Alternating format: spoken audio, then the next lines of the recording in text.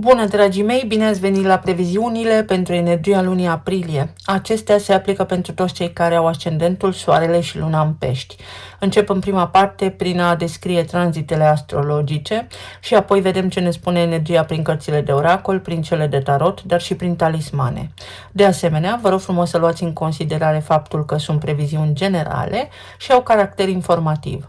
Acum să vedem despre ce este vorba, pentru că, în mod deosebit pentru voi, aprilie este o lună în care totul va aduce înapoi la valoare.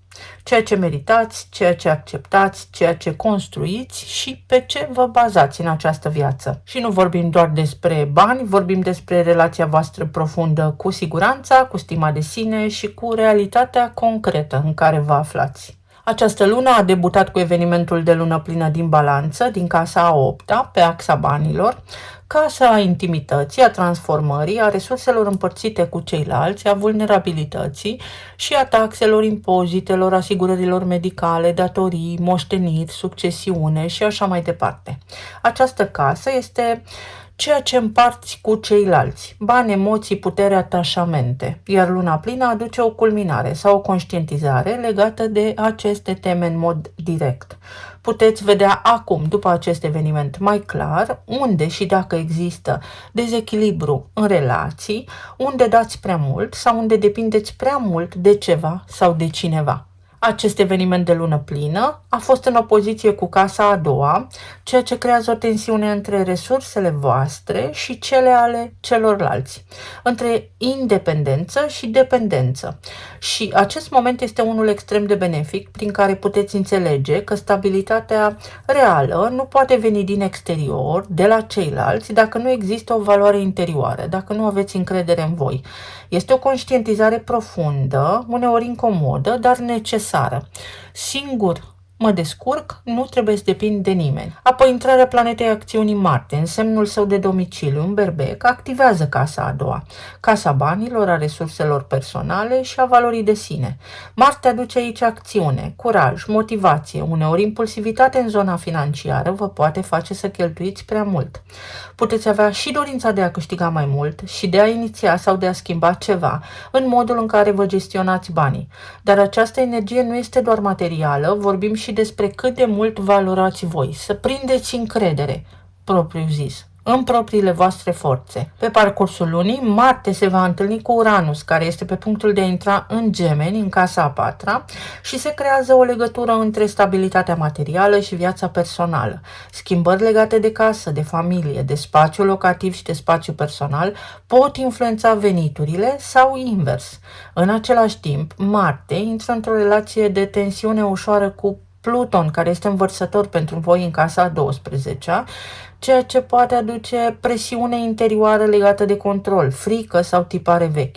Și este posibil să simțiți că trebuie să vă confruntați propriile blocaje pentru a evolua, propriile limite. Practic, această lună vă spune că dușmanul vostru ascuns sunteți voi, sunteți singurul care stă în fața propriului progres. Mercur, planeta intelectului și a gândirii, intră și el în Berbec, tot aici pe casa a doua, și se apropie de Marte, formând o conjuncție, o aliniere, echipă între gândire și acțiune. Aici apar decizii rapide legate de bani, dar și realizări legate de cât de mult meritați. Este un moment în care vă puteți redefini prioritățile, puteți deveni mai conștienți de cheltuieli și pe ce cheltuiți banii. În același timp, Mercur formează un aspect favorabil cu Jupiter, care este în Rac, în casa a 5-a, ceea ce aduce oportunități prin creativitate, pasiune și exprimare personală să faceți mai mulți bani. Sau atenție că poate exista o poziție indulgentă aici, în fața micilor plăceri ale vieții. Să fiți atenți la cheltuieli.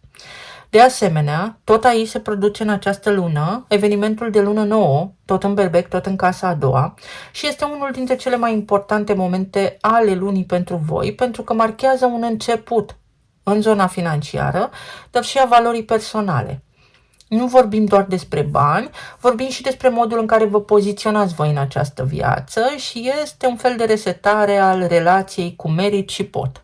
Încredere că pot, că merit, să am bani, să cheltui, să am tot ceea ce îmi doresc. Încredere că pot și merit să obțin ceea ce vreau. Această lună nouă este susținută favorabil de Pluton, care este învărsător în casa a 12-a, ceea ce înseamnă că schimbările materiale sunt direct legate de procesele interioare, de cum gândiți și de ceea ce credeți despre voi. Și puteți trece printr-o transformare profundă care începe din subconștient. Să vă dați din calea propriului vostru progres, să aveți încredere în voi înșivă. Când soarele, spre sfârșit de lună, după a doua jumătate a lunii aprilie, intră în Taur, în casa a treia, energia se mută în zona mentală.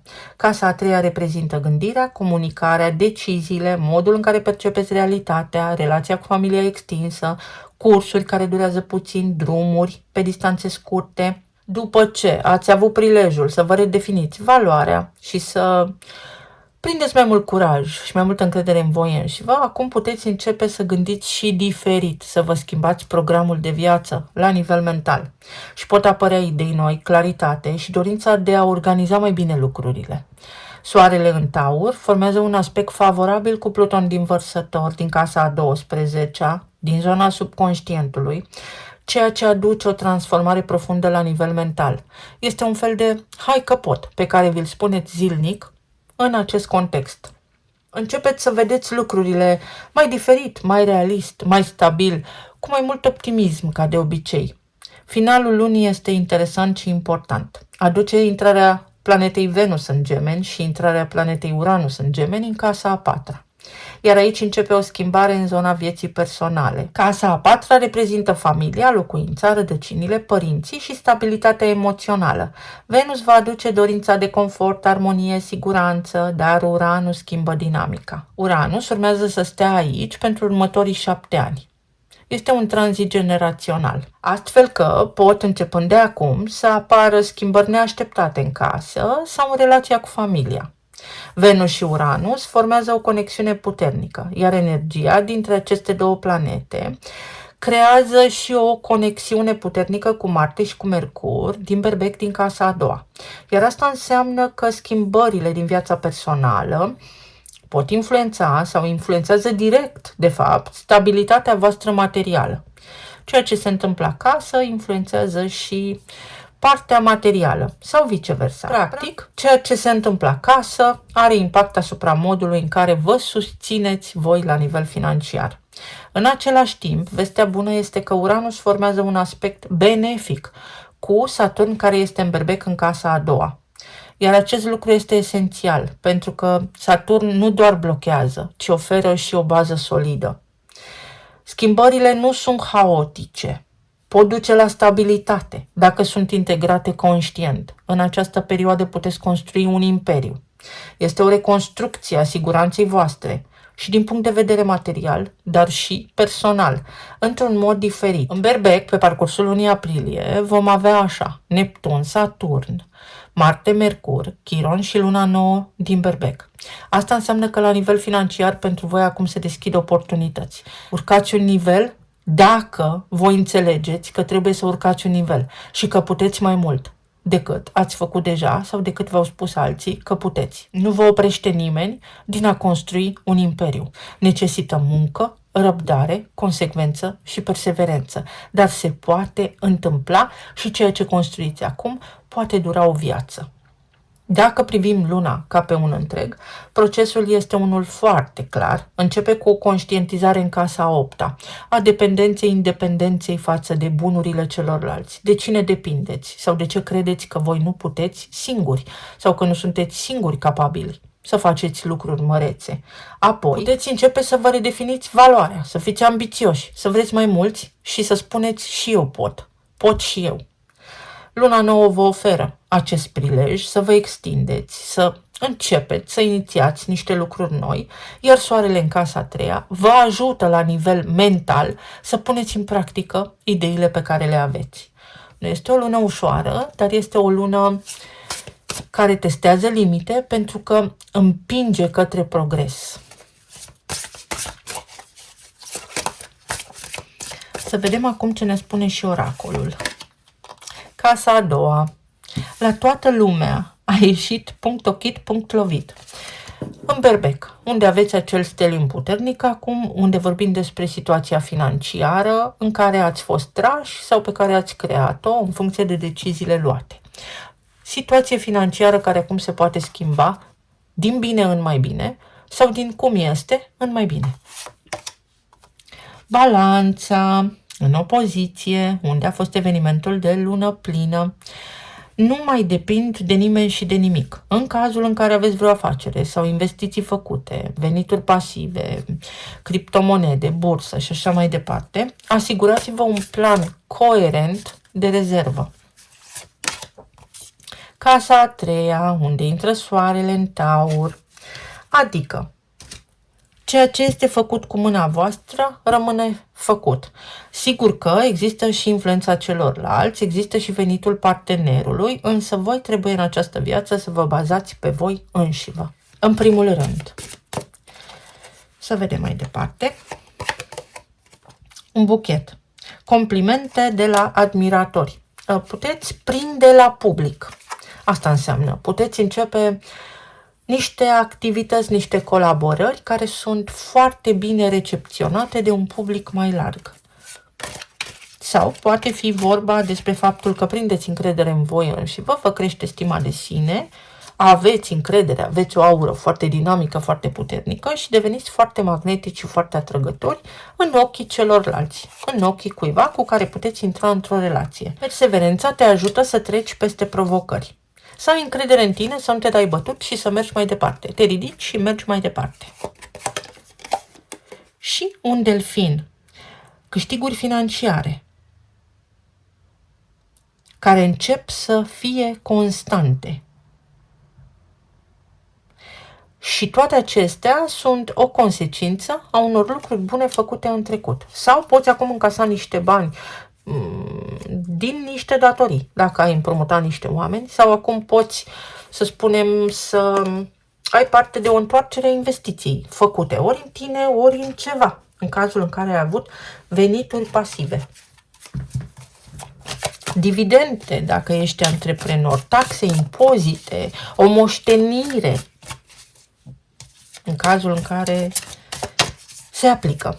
Dar se aplică. Să vedem. În unele cazuri, desigur, pentru că hărțile voastre natale sunt diferite. Planul relațional, material și emoțional. Luna aprilie. O lună pentru mine foarte interesantă, fascinantă de altfel. Să vedem. La nivel de plan relațional a venit momentul să vorbiți, să articulați ideile pe care le aveți, să nu mai fiți invizibili atunci când se iau decizii în ceea ce privește relația, partea financiară, căsnicia, casa, pentru că până acum s-a decis pentru voi. Iar această lună vă pune într-o poziție de putere în care să decideți ceea ce vă doriți. Sunt niște alegeri importante aici pe care le puteți face, dar sunt acțiuni care trebuie să secondeze acele alegeri. Adică aleg și implementez. Ceea ce spun, fac. De asemenea, este vorba despre o decizie importantă care se poate lua, despre un răspuns, despre o comunicare foarte clară cu un partener de viață sau despre o oportunitate de a cunoaște pe cineva. Este foarte multă sinceritate, foarte multă energie rațională, energie care cere concretizare, se pot rezolva benefic niște aspecte importante pe zona de relații, acolo unde au existat neplăceri, confuzie sau întârzieri în comunicare. În orice relație conștientă 1 la 1, de real interes pentru voi, desigur, steaua, o vindecare, o apropiere de un rezultat dorit, un turn întors. Poate fi Uranus din Gemeni. Uranus în Gemeni în casa a 4-a, care poate însemna în unele cazuri o ruptură față de partenerul actual, dar care este benefică pe termen lung pentru voi, sau o apropiere, o mutare împreună, neașteptată, cu cineva, care se produce extrem de rapid. 10 de bâte. Ce a fost mai greu a trecut, poate fi vorba și despre niște provocări, greutăți pe care le-ați avut în casă, în familie, în relația de cuplu, care acum se pot dizolva mai ușor în urma unor acțiuni, în urma unor planuri pe care vi le faceți, în urma unor discuții constructive. Poate fi și un divorț care în sfârșit se concretizează, un partaj care în sfârșit se concretizează, colaboratori noi, colaborări noi, dacă sunteți antreprenori, mai mulți clienți, sau în sfârșit a venit timpul să nu vă mai bazați pe ceilalți, ci să începeți să vă ocupați voi de anumite lucruri dacă vreți succes, pace și liniște. Pentru alții dintre voi poate apărea în sfârșit acea propunere. Poate fi o propunere de căsătorie sau acel om de care aveți nevoie, care poate până acum a stat ascuns, sau în sfârșit să cunoașteți pe cineva, să aveți un trai liniștit.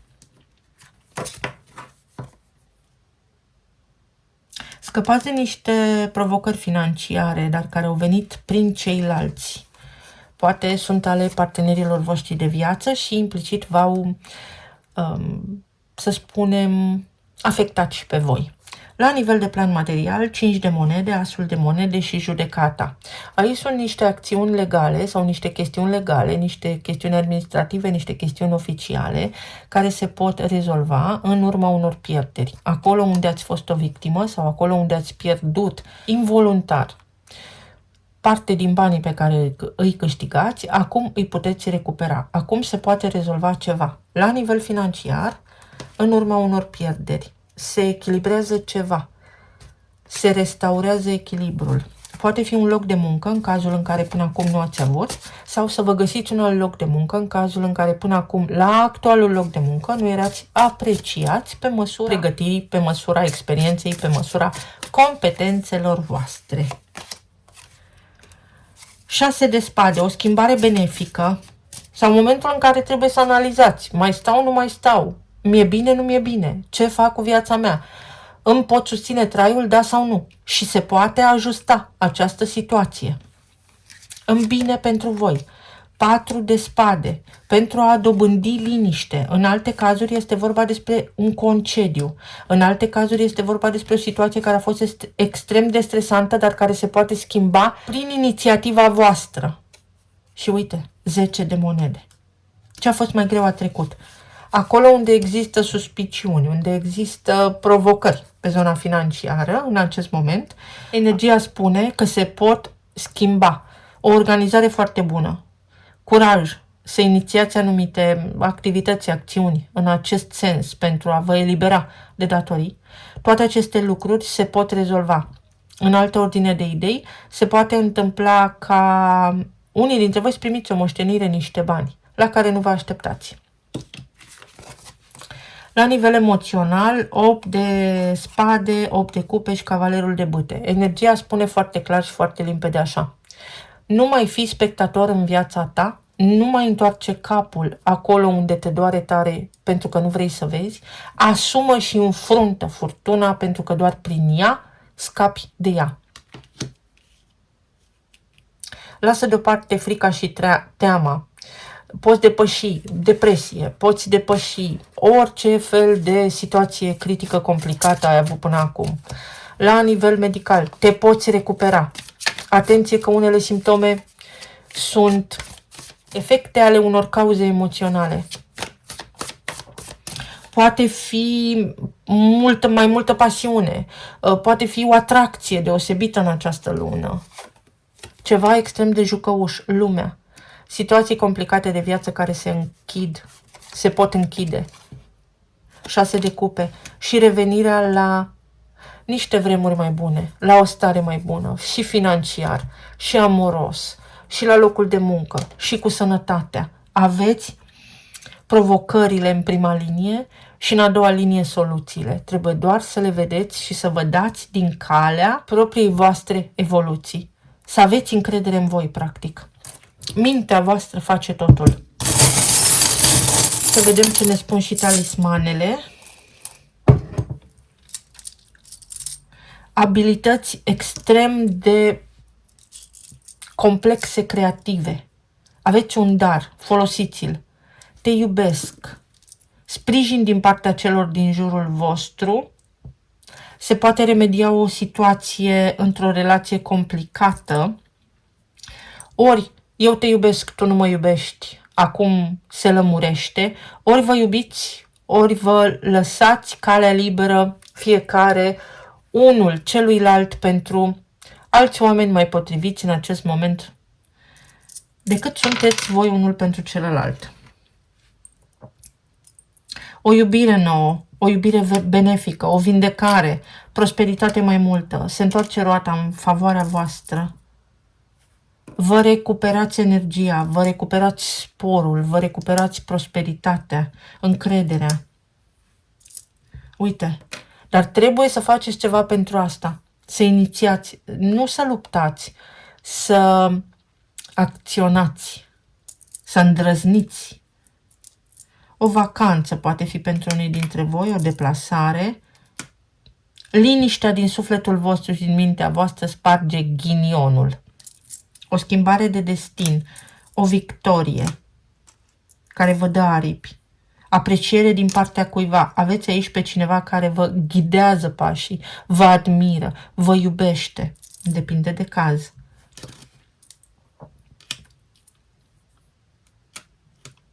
O chimie puternică. Voi sunteți un magnet, dar pentru tot. Și așa, și așa. Fiți atenți. Renunțarea la niște vicii, la niște dependențe. Să renunțați să credeți că depindeți de ceilalți și că voi nu sunteți capabili să faceți anumite lucruri. Se poate schimba ceva extrem de bun la locul de muncă, în unele cazuri poate fi o promovare, în alte cazuri poate fi o colaborare extrem de benefică.